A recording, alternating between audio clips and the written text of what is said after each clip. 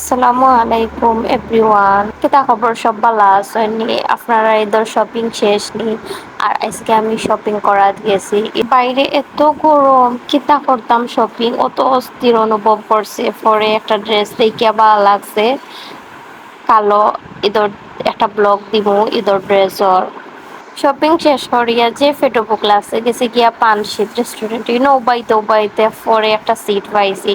গিয়া ভাজি ভর্তা, মাছ মাংস দিয়ে পেট ভরিয়া ভাত খাইছি। আর পানশির খাওয়া দাওয়া যে ভাল লাগে, আর আমি এমনিও বাইরে গেলে রেস্টুরেন্টও আমি ভাত খাই, আর আমার যে ভালো লাগে বাইরের খানি ফাস্ট ফুড খাইয়া আমার কিন্তু অত মোটো হয়েছে আমি যা হইবার।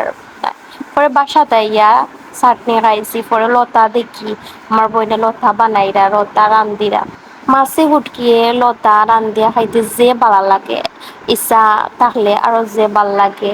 পরে আমার খালায় সব কিছু রেডি করি, আর আমি একটা ভিডিও করি আপনার লগে শেয়ার করবো।